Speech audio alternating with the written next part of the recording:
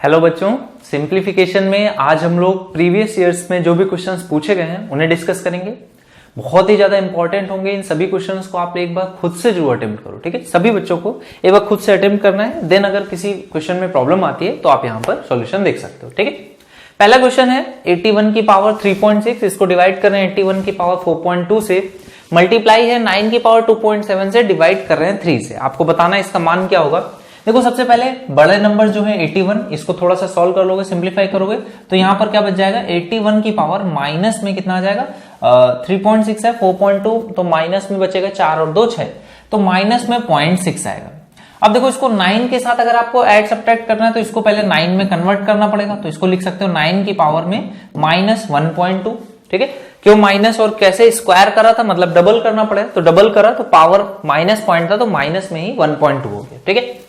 इसके बाद यहां पर देखो कितना लिखा हुआ, 9 की पावर 2.7, तो 2.7 में से 1.2 आप घटा दोगे तो ये कितना बचेगा 1.5, तो 9 की पावर है 1.5, या फिर 3 की पावर आप इसको लिखना चाहो तो कितना लिख सकते हो, 3 की पावर 3, और 3 की पावर 3 को अगर आपको डिवाइड करना है कितने से, 3 से, तो आपका आंसर कितना आ जाएगा, 3 का स्क्वायर यानी कि 9 आपका सी पार्ट करेक्ट आंसर हो जाएगा, ठीक है। चलो अगले क्वेश्चन पे आ जाओ।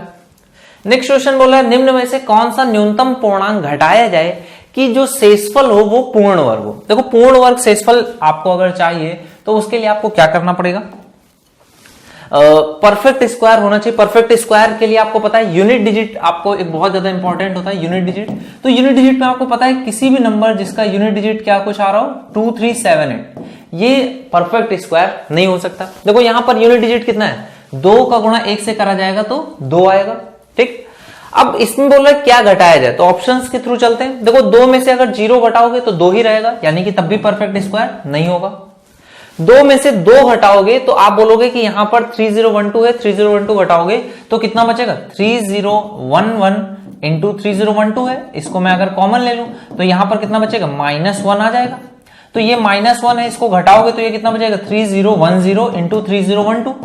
अब आप देखो कभी भी अगर आपके संख्या में 0 आ रहा है और परफेक्ट स्क्वायर होना है तो वो 0 हमेशा पेयर में होना चाहिए, यानी कि जब 2 0 एक साथ होते हैं तभी परफेक्ट स्क्वायर हो सकता है, अदरवाइज परफेक्ट स्क्वायर नहीं होगा। आपका ये भी आंसर नहीं हो सकता।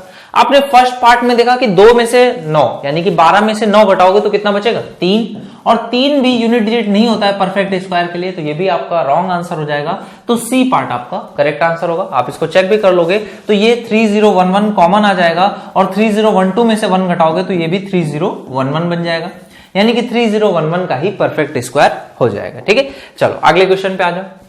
नेक्स्ट क्वेश्चन बोल रहा है किसी सेट ए में संख्या जो है 40 है, बी में 26 है, यहां पर 26 है, यहां पर 40 है, और कॉमन जो है वो 16 है, तो यहां पर कितनी हो जाएगी 24, और यहां पर हो जाएगी 10, ठीक है। अब आपको क्वेश्चन में क्या बताना है, आपको बताना है ए यूनियन बी किसके बराबर होगा, तो ये आपका सीधा सा आंसर आ जाएगा 50 के बराबर। कैसे, 24 और 16 40 और 10 50, ठीक है। चलो अगले क्वेश्चन पे आ जाओ। सभी क्वेश्चन आसान है, ये सभी चीजें आपने अलग अलग जगहों पर पढ़ी है। वेन डायग्राम आपने परसेंटेज में पढ़ा है, ठीक है। बाकी सिंप्लीफिकेशन मैंने आपको यहीं पर पढ़ाया हुआ है। देखो नेक्स्ट क्वेश्चन है आपके सामने, p की पावर कितनी है, यहां पर देखो -1 है, इसको डिवाइड कर रहे हैं 3 से, तो माइनस का 4 हो जाएगी। q की पावर कितनी हो जाएगी, ये भी -2 है, ऊपर आएगा तो +2 हो जाएगा, तो +2 और +2 +4 हो गया। 1/3 करना है तो आप 1/3 कर दोगे, -4/3 और +4/3। इसको डिवाइड करना है किससे, p की पावर 8 से और q की पावर -8 से, इसको डिवाइड करना है बाई 3/3, ठीक है। अब आप देखो क्योंकि डिवाइड कर रहे हो तो घाते घट जाती हैं, तो p 4 और 8 घट जाएगा तो कितना हो जाएगा, -12/3, और q भी घटेगा तो ये जुड़ जाएगी, तो ये हो जाएगा 12/3, ठीक है। तो आपको बताना है अगर p की पावर a और q की पावर a है तो p की पावर a कितना आ गया, 3 से काट दोगे तो p की पावर a आ गया -4, और q की पावर क्या आ गया, +4। तो आपको बताना है a प्लस b का मान बताना है, a प्लस b का मान क्या होगा, तो आप बोलोगे a प्लस b का मान 0 आ जाएगा, क्योंकि एक -3 है, एक -4 है और एक +4 है, ठीक है। चलो अगले क्वेश्चन पे आ जाओ। नेक्स्ट क्वेश्चन आपको सीरीज का फॉर्मेट है, सीरीज के फॉर्म के क्वेश्चंस आपने किए हुए हैं। तो सीरीज में आपको बता रहा है अगर इस तरह से संख्याओं में 1 2 3 ऐसे 10 तक रखी जाए, यानी कि 1 रखने पर ये संख्या क्या बन जाएगी 1/1 माइनस 1/2, 2 रखने पर क्या बन जाएगा 1/2 माइनस 1/3। तो आप कहोगे ये इस तरह से कटता हुआ चला जाएगा, तो पहली संख्या का 1/1 और आखिरी संख्या का जो x+1 यानी कि 11 होगा ये आपका बचेगा, तो 1 माइनस 1/11 यानी कि 10/11 ये आपका करेक्ट आंसर हो जाएगा। नेक्स्ट क्वेश्चन है आपका, इस तरह से इसको सॉल्व करना होता है। आप इसको सॉल्व कर लोगे, देखो कितना आएगा 4 दूनी 8, 8 और 1 9, 9/4 और ऊपर 4 चला जाएगा तो ये हो जाएगा 4/9। 4/9 है, 9 का गुणा यहां पर कर दोगे, यहां पर आपका आ गया 4/9, इसमें 3 आपको जोड़ना है, 9 त्रिक 27 और 4 जोड़ोगे तो ये कितना हो जाएगा 31/9। ठीक है, 31/9 है, उल्टा हो जाएगा तो 9/31 हो जाएगा, +1 है। इसमें 31 में 9 जोड़ोगे तो ये कितना हो जाएगा 40 और ऊपर क्या चला जाएगा 31 और ऊपर में 5 है तो 5 से कट जाएगा तो ये आ जाएगा 8। तो 31/8 हो गया और यहां पर है 4, 4 से आप घटा दोगे 8 चौको 32 में से 31 घटेगा तो ये 1/8 ये आपका आंसर हो जाएगा। 1/8 आपका करेक्ट आंसर होगा। इस तरह के क्वेश्चंस पूछे जाते हैं, आपको सॉल्व करना है, आसानी से आप कर सकते हो। थोड़ा सा एक पैटर्न है नीचे से ऊपर की ओर, आप जब सॉल्व करोगे तो आसानी से सॉल्व हो जाएगा। ठीक है, नेक्स्ट क्वेश्चन बोला 2 अंकों की एक संख्या में इकाई के स्थान वाला अंक दहाई के स्थान वाले अंक से 2 गुना है। इकाई के स्थान वाला अंक यानी कि जो यूनिट डिजिट है वो दहाई के अंक वाले से 2 गुना है, मतलब अगर यहां x है तो यहां पर 2x है। बोले यदि उन दोनों अंकों के योग में से 2 घटाया जाए तो अंतर उस संख्या के 1/6 के बराबर है। आपको बताना है संख्या क्या है। आपको जब भी संख्या पूछा जाए तो सबसे पहले जो कंडीशन है वो देखो कौन सी संख्या में सेटिस्फाई कर रही है। आपने कहा ये एक मात्र ऐसी संख्या है जिसमें कंडीशन सेटिस्फाई कर रही है, आपका आंसर सी पार्ट हो जाएगा। आप चाहो तो बाकी चीजें भी चेक कर सकते हो। चलो अगले क्वेश्चन पे आ जाओगे। नेक्स्ट क्वेश्चन आपको बोला 2197 का क्यूब रूट आपको बताना है, -125 का क्यूब रूट और 27/512। देखो 2197 का आपको क्यूब रूट नहीं पता है, हो सकता नहीं पता हो, अगर पता है बहुत अच्छी बात है। देखो 12 का क्यूब तक मैंने आपको बोला 100% आपको याद होना चाहिए। 12 का क्यूब 1728, ये उससे थोड़ा सा ज्यादा है। ठीक है, थोड़ा सा ज्यादा है भी। तो आप बोलोगे कि 7 क्यूब में किसके आता है, 3 का क्यूब 27 यानी कि 7 आता है, और ये इससे थोड़ा सा ही ज्यादा है, मतलब 12 से 13 हो सकता है। आप बिल्कुल गेस कर सकते हो ये किसका क्यूब रूट है। -13 इसका क्यूब रूट हो जाएगा, या -13 का क्यूब करूंगा ये आ जाएगा। इसी तरह से -5 यहां पर वैल्यू आ जाएगी, और 27 का क्यूब रूट कितना आ जाएगा 3। 512 किसका क्यूब रूट होता है, इसका क्यूब रूट आ जाएगा 8। ठीक है, यहां पर हो गया।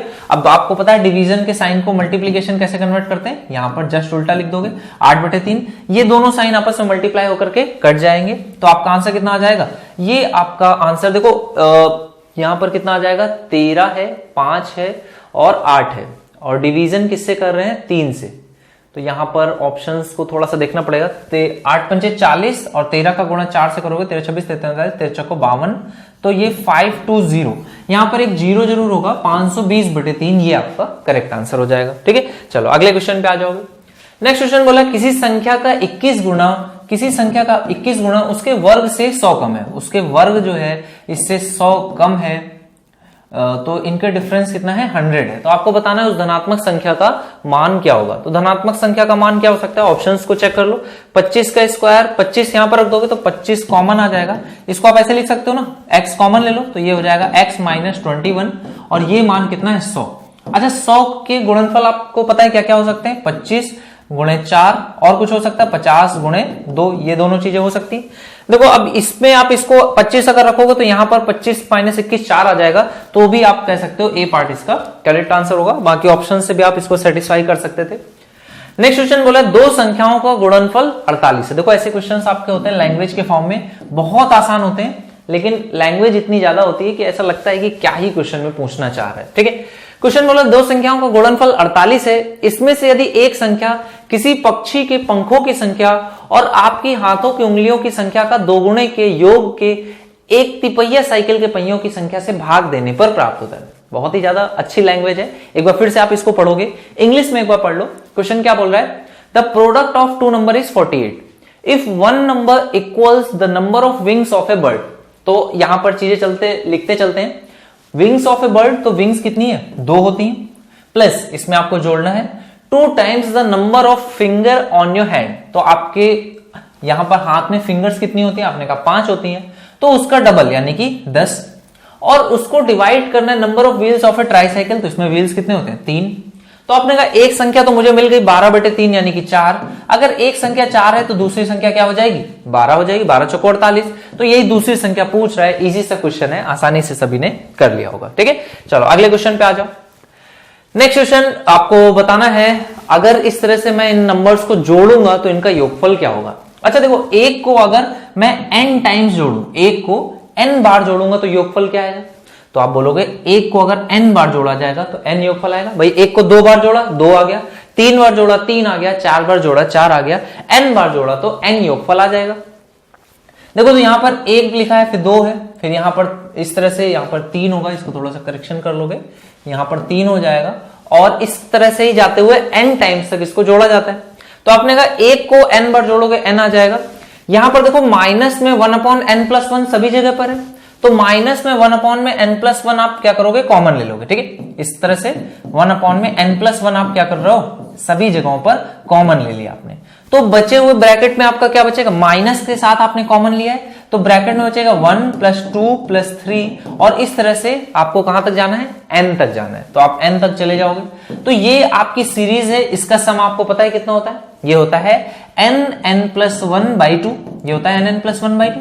तो देखो यहाँ n+1 एक पहले से है, n+1 ऊपर भी आ जाएगा, कट जाएगा, तो ये आ जाएगा माइनस में n/2, यहां पर आ जाएगा -n/2, यहां पर एक n आपके पास पहले से ही था, तो आपका ओवरऑल इस सीरीज का सम कितना हो जाएगा, n - n/2, यानी कि n/2 आपका सीरीज का सम हो जाएगा। ठीक है, चलो अगले क्वेश्चन पे आ जाओ।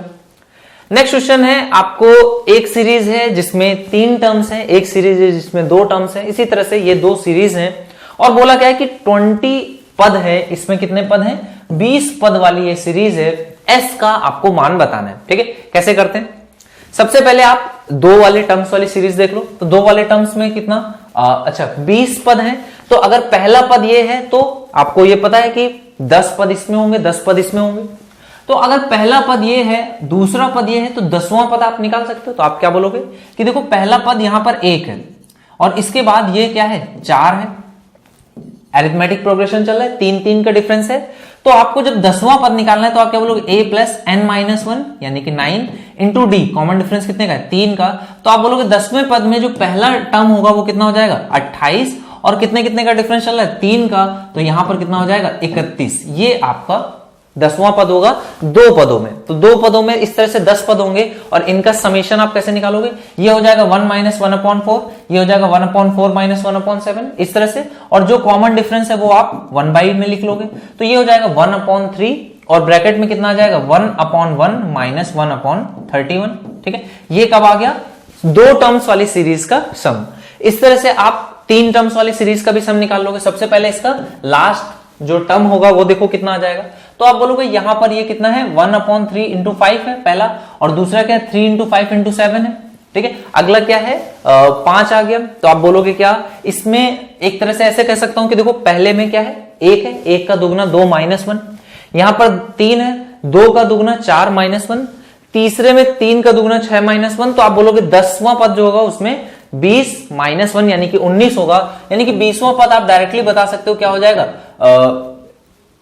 जो पहले 3 टर्म्स वाले हैं उसमें 10वां पद। ठीक है, तो 10वां पद क्या होगा, 19 × 21 × 23, ये हो जाएगा। ठीक है, और पहला पद क्या है, 1/1 × 3 × 5। ठीक है, तो आपको पता है इनको लिखने के लिए क्या तरीका होता है, पहले और आखिरी पद में डिफरेंस कितने का है, 4 का, तो 1/4, और ब्रैकेट में कैसे लिखते हैं, 1/1 × 3 - 1/3 × 5। चाहो तो आप इसको सॉल्व कर सकते हो। देखो आप इसको सॉल्व करोगे तो कितना आ जाएगा, ये हो जाएगा 1 × 3 × 5, एलसीएम आ जाएगा, यहां पर आ जाएगा 5, यहां पर आ जाएगा 1, तो 5 में से 1 4, 4 से 4 कट जाएगा, सेम चीज आपकी आ जाएगी। ठीक है, तो ये लिखने का तरीका मैंने आपको जब सीरीज पढ़ाई थी तो उसमें बताया था।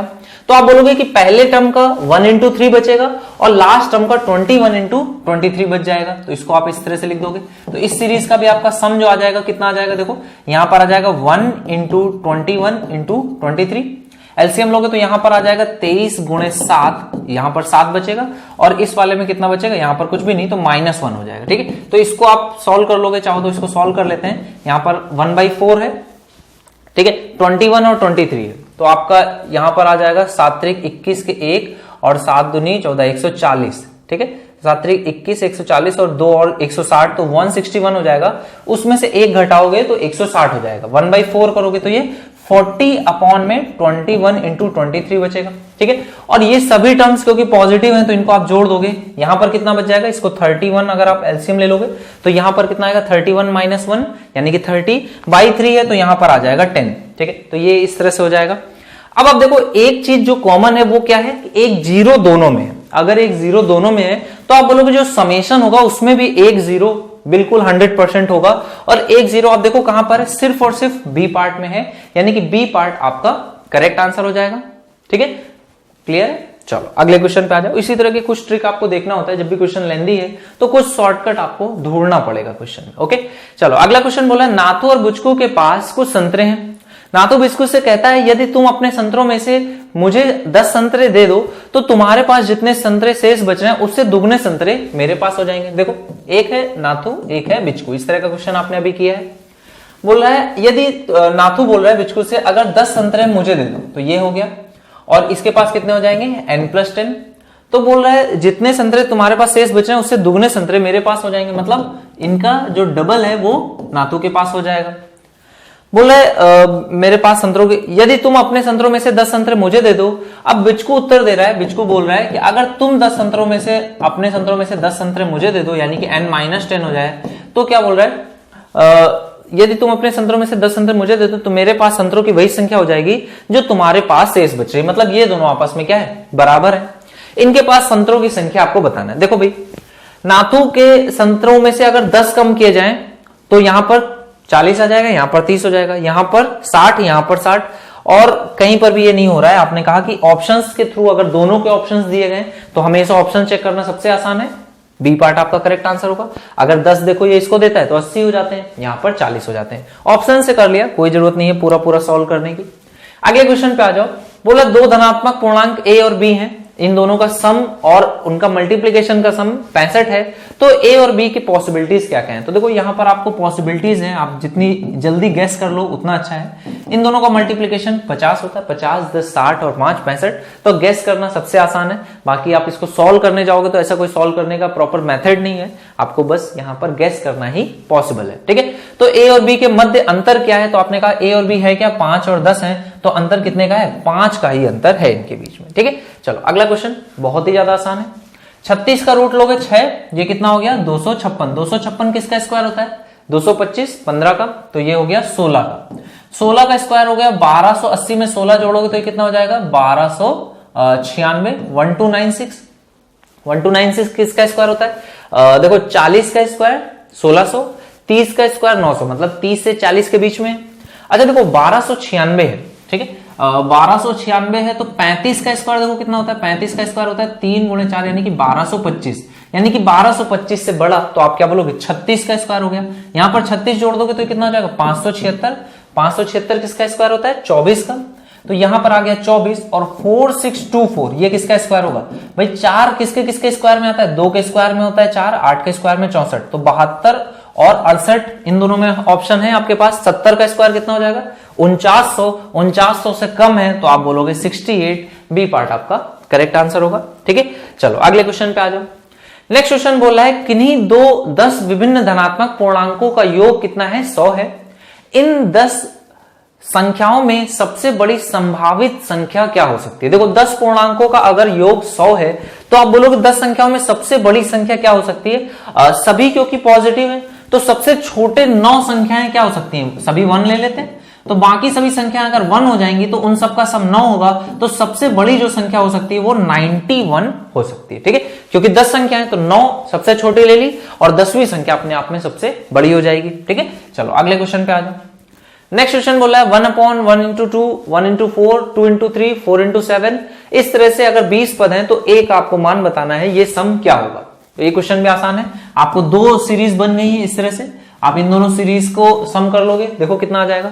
इस वाली सीरीज में अगर 10 पद हैं तो पहला 1 है दूसरा 2 है, तो 10वें पद क्या होगा 10 into 11, तो इसका सम कितना आ जाएगा 1 - 1/11, या फिर डायरेक्टली लिख सकता हूं 10/11। ठीक है, और दूसरी वाली सीरीज में क्या है 1 into 4 है, 4 into 7 है, तो आप क्या बोलोगे इनके बीच में अंतर कितने कितने का 3 का, तो सबसे पहले 1/3 हो गया, और यहां पर क्या आएगा 1 - और लास्ट इनका पद क्या होगा, पहले में 1 है दूसरे में 4 है, ठीक है, पहले में 1 है दूसरे में है 4 और तीसरे में क्या है 7, यानी कि 3 का डिफरेंस है। तो 10वां पद क्या हो जाएगा, a plus n minus 1 into d. तो आप यहां पर देखो डिफरेंस कितने का है, 3 का, 9 त्रिक 27 और 1 28, तो 28 और 3 31, तो 1 माइनस यहां पर भी कितना आ जाएगा 10/31, ठीक है, 3 से आप काट दोगे, यहां पर 30/31 बचेगा, 10/31 आ जाएगा।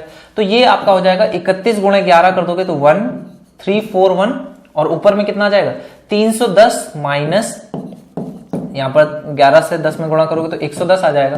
तो ये कितना हो जाएगा 310 और माइनस 110, या फिर आप इसमें से 10 कॉमन ले लो, ठीक है, 10 कॉमन ले लोगे तो ये कितना आ जाएगा 10 कॉमन हो जाएगा, तो वहां पर हो जाएगा 1/11 माइनस 1/31, ठीक है। तो ये आपका आंसर आ जाएगा कितना 31 इंटू ये हो जाएगा 341 और यहां पर कितना आ जाएगा 31 माइनस 11, तो ये हो जाएगा आपका ओके 20/341, तो ये आपका आंसर आ जाएगा। इसे करेक्ट कर लोगे 200 यहां पर हो जाएगा 200/341 इसका करेक्ट आंसर होगा, ठीक है। चलो अगले क्वेश्चन पे आ जाओ। नेक्स्ट क्वेश्चन बोला है 56 गुणे 75 गुणे 60 गुणे 84 गुणे 210 को 2 की पावर p, 3 की पावर q, 5 की पावर r, 7 की पावर s के फॉर्म में लिखा जाता है, तो p plus Q divided by 7 plus r का मान क्या होगा। तो कैसे निकालोगे, सबसे पहले इसको ब्रेक कर लोगे इसी फॉर्म में जिस फॉर्म में क्वेश्चन बोला है। देखो इसमें 2 कितने, 1 है, यहां पर 84 है, 84 क्या होता है, अगर मैं 4 से इसको डिवाइड करूंगा तो यहां पर कितना आ जाएगा 21, यानी कि 4 इसमें है, तो 2 कितना है, यहां पर 2 है, तो 2 और 1 3 हो गया। यहां पर भी 15 चौको 60 होता है, तो 4 है, तो यहां से आप कहोगे कि 5, 2 की पावर 5 हो गई। इसके बाद ये क्या है 8 सते 56, तो 8 है, 8 यानी कि 5 और 3 8, तो इस पूरे में आप कहोगे 2 की पावर कितनी है 8, ठीक है। कहां पर कितनी कितनी आप बोलोगे 8 सते 56, तो यहां पर 3 हो गई, यहां पर 15 चौको 60 तो 4 हो गई, यहां पर 4 दिख रहा है क्लियरली, यहां पर 1 है, ठीक है, तो 4 और 4 यानी कि 2 की पावर 2, 2 2 4 और 1 5 और 3 8, तो 2 की पावर मिल गई। इसी तरह से 3 की पावर चेक करोगे तो 8 सत्ते 56 होता, 3 नहीं है, 25 तियां 75 तो 1 मिला, यहां पर 20 तियां 60 3 1 मिला, तो 1 और 1 2, यहां पर भी 1 है 3 और यहां पर 1 4, तो आपने कहा 3 की पावर कितनी है 4 है। 5 की पावर बहुत आसान है, जहां 0 है या 5 है वहीं पर होगा, तो 1 यहां पर है 5, ठीक है, 1 5 यहां पर है, 1 5 यहां पर 2 हो गया, और यहां पे 25 है यानी कि 2 यहां पर भी है, तो 5 की पावर भी कितना हो गया 4 हो गया। इसके बाद आपको 7 की पावर देखना है, तो 8 सते 56, 1 यहां पर है, 21 है यानी कि 7 1 यहां पर भी है और यहां पर भी 1 है, तो 1 और 1 2 और 1 3, तो यहां पर 7 की पावर कितना हो गया 3।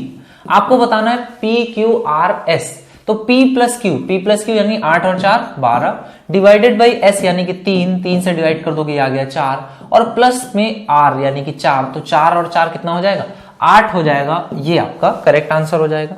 चलो अगले क्वेश्चन पे आ जाओगे। नेक्स्ट क्वेश्चन में आपको बताना है P माइनस Q का मान क्या होगा। तो देखो P है 2 का स्क्वायर, Q है 1 का स्क्वायर। इसी तरह से नेक्स्ट टर्म जो है वो भी इसका 6 है तो इसका 5 है, यानी कि डिफरेंस दोनों के बीच में 1 का है। तो आप बोलोगे अगर स्क्वायर ओपन करेंगे तो a minus B A plus B, तो यहां पर कितना बन जाएगा, पहला टर्म बन जाएगा 3, ठीक है, दूसरा टर्म क्या बन जाएगा 6 में से 5 गया 1, 6 और 5 11, अगला टर्म देखो 10 और 9 19, देखो इनमें कुछ कॉमन है, तो आप देखोगे कि 3 से 11 जा रहा है यानी कि 8 जोड़ा जा रहा है, 11 से 19 जा रहा है यानी कि 8 जोड़ा जा रहा है। तो आपने कहा कि इसमें इस तरह से एक सीरीज फॉर्म हो रही है, अरिथमेटिक प्रोग्रेशन है। देखो इसमें जो टर्म्स है वो 94 तक है, लेकिन जो Q है उसमें टर्म्स कुछ कम है, तो आपने कहा इसमें एक जगह पर 82 आया होगा, फिर क्योंकि इसमें क्या है 4 4 बढ़ रहा है तो 82 के बाद 86 आया होगा, फिर 90 आया होगा और फिर ये 94 आया, इस तरह से कुछ बड़ा होगा। तो आपने कहा 82 तक के सभी टर्म्स यानी कि 82 और उसमें से 81 घटाओगे तो 1, और 82 प्लस 81 यानी कि 163, यहां तक ये सीरीज इस तरह से कुछ चली होगी, यहां तक कोई डाउट नहीं है। तो आपने कहा 163 तक तो ये चला होगा, और इसके बाद जो सीरीज है वो अकेले इस तरह से स्क्वायर रहेगा, 86 का स्क्वायर, 90 का स्क्वायर और 94 का स्क्वायर, ये 3 टर्म्स इसमें एडेड हैं, बाकी चीजें इसमें रहेंगी, ठीक है। तो आपको P माइनस Q का मान निकालना है, तो आपने कहा सबसे पहले इस सीरीज का सम निकाल लेता हूं। तो इस सीरीज का सम देखो कितना आ जाएगा n/2, आपको टर्म्स कितने हैं ये निकालना है, तो n/2 है, टर्म्स निकाल लो, 163 माइनस 3 करोगे तो 160 डिवाइडेड बाई कॉमन डिफरेंस कितने का 8 का प्लस 1, तो 8 से काट दोगे 20 और 21, तो 21 टर्म्स है n/2 a प्लस एल, तो a प्लस एल कितना हो जाएगा 166।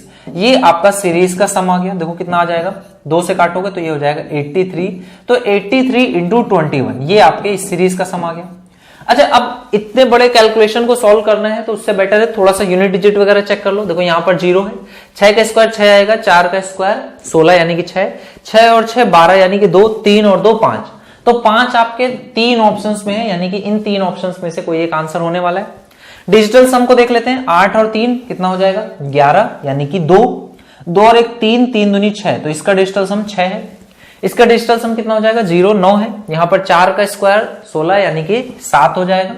यहां पर 8 यानी 5, 5 का स्क्वायर यानी कि 7 हो जाएगा, 7 और 7 14 और 6 20, यानी कि आपका ओवरऑल डिजिटल सम आने वाला है वो कितना है 2 होने वाला है। आप चेक करते हैं कहां कहां पर 2 है। देखो 5 और 4 9 हो गया, 6 और 2 8 और 1 9, यहां पर 3 हो रहा है, ये आंसर नहीं हो सकता। यहां पर देखोगे 7 और 2 9, 6 और 5 11 यानी कि 2, ये हो सकता है। यहां पर देखोगे 5 और 5 10 और 3 13 और 2 15 यानी कि 6, ये भी आंसर नहीं हो सकता। एक ही ऑप्शन है जिसमें डिजिटल सम से फिट हो रहा है, आप बोलोगे बी पार्ट इसका करेक्ट आंसर हो जाएगा। ठीक है, चलो अगले क्वेश्चन पे आ जाओ। नेक्स्ट क्वेश्चन और भी बढ़िया क्वेश्चन है। देखो इसको सॉल्व करोगे तो यहां पर 3 की पावर 33 अगर मैं कॉमन ले लूं तो एक अंदर में 1 1 1 बचेगा, उसको जोड़ने पर 3 हो जाएगा, यानी कि 3 की पावर ये 34 लिखा है। इसी तरह से 2 की पावर 33 है, कॉमन ले लोगे तो यहां पर कितना हो जाएगा 1 + 1 2, यानी कि 2 की पावर भी है 34 है। पावर अगर सेम है तो आप इसको इस तरह से मल्टीप्लाई करके 6 की पावर 34 के फॉर्म में भी लिख सकते हो। तो यहां से आपको x का मान कितना आ जाएगा 34, ये x का मान हो गया। आपसे x का ही मान पूछ रहा है, ए पार्ट आपका करेक्ट आंसर हो जाएगा। चलो अगले क्वेश्चन पे आ जाओ। नेक्स्ट क्वेश्चन देखो क्या बोल रहे हैं। यहां पर आपको जोड़ना है कुछ इस तरह से, एक है इसके आगे कुछ इस तरह से आपको जोड़ते चले जाना है। तो आप कहोगे कि इसको पहले छोटा एक जोड़ करके जोड़ना सीख लो, कैसे जोड़ा जाता है। तो देखो एक को जब 3 बार जोड़ोगे तो यहां पर आ जाता है 3, फिर आता है 2 और फिर आता है 1, कुछ इस तरह से ये सीरीज बनती है, जिसमें कि लास्ट टर्म जो होता है वो इस बात पे डिपेंड करता है कि कितने टर्म्स, मैक्सिमम वाले टर्म में कितने टर्म्स है। तो आप देखोगे यहां पर कितने टर्म्स है 3 3 6 3 9, 9 टर्म्स हैं। तो आप बोलोगे इस सीरीज का सम जो आएगा वो कुछ इस तरह से आएगा 9 8 7 6 5 4 3 2 1, ये आ जाएगा। तो पूछ रहे हैं n के अंकों का योग क्या होगा। तो आप बोलोगे n के अंकों का योग बहुत आसान है, n + 1/2 कर दोगे तो ये आ जाएगा, 2 से काटोगे 5, 9 × 45, ए पार्ट इसका करेक्ट आंसर हो जाएगा। ठीक है, चलो अगले क्वेश्चन पे आ जाओ। नेक्स्ट क्वेश्चन में आपको बताना है 1 + 3 + 4 + 5 + 7 + 10 + 9, इस तरह के जो सीरीज फॉर्म हो रही है उसमें फर्स्ट 40 टर्म्स का सम क्या होगा। तो आप यहां पर देखो पहले सीरीज जो बन रही है वो कैसे बन रही है। देखो 1 और 4 कितना है, उसके बाद फिर 7 है, फिर 10 है, और इस तरह से टर्म्स बढ़ेंगे। और एक दूसरी सीरीज है 3 के बाद 5, 5 के बाद 7, 7 के बाद 9, यानी कि 2 का डिफरेंस, और एक सीरीज में 3 का डिफरेंस। 40 टर्म्स बोल रहा है तो आप क्या बोलोगे 40 टर्म्स मतलब 20 टर्म्स इस सीरीज में, 20 टर्म्स उस सीरीज में। तो एक सीरीज का सम निकालोगे, ये कितना आ जाएगा n/2 यानी कि 20/2, a + 2a + n-1 × d, तो n-1 यानी कि 19, और d कितना है पहली वाली सीरीज में देखेंगे तो 3 आ जाएगा। ठीक है, दूसरी वाली सीरीज का सम निकालोगे तो वहां पर भी n/2 करोगे, 2a जब करोगे तो ये कितना हो जाएगा 6, और यहां पर n-1 तो 19 ही रहेगा, और कॉमन डिफरेंस कितने का है 2 का। तो ये दोनों सीरीजेस का सम होगा। आप इनको ऐड कर दोगे, देखो कितना आएगा 19 38 19 से 57 और 2 59, 59 × 10 करोगे तो 590 हो जाएगा। यहां पर देखो 19 दूनी 38, 38 और 6 44, 44 इसमें जोड़ दोगे तो ये हो जाएगा 440। तो 9 में 4 जोड़ोगे 3, हासिल लगेगा 1, तो 1030, ये आपका आंसर हो जाएगा, सी पार्ट आपका करेक्ट आंसर हो जाएगा। चलो अगले क्वेश्चन पे आ जाते हैं। नेक्स्ट क्वेश्चन आपको बताना है 1/0.2 + 1/0.02 + 1/002, इस तरह से अप टू 9 टर्म्स। तो इस सीरीज का सम क्या होगा। तो देखो आसान है, 1/0.2 करोगे तो ये कितना आता है, पॉइंट हटाओगे एक 0 बढ़ेगा, 10 10/2 यानी कि 5।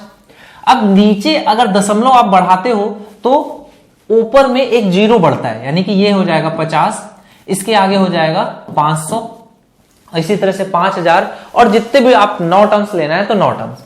और जब भी आप इसको जोड़ोगे तो देखो आपको क्या मिलने वाला है, खूब सारे 5 मिलने वाले हैं, जितने आप जीरो बढ़ाओगे उतने 5 आपको मिलते जाएंगे। तो इस सीरीज का जो सम होगा उसमें सिर्फ और सिर्फ 5 होगा, बाकी कुछ नहीं होगा।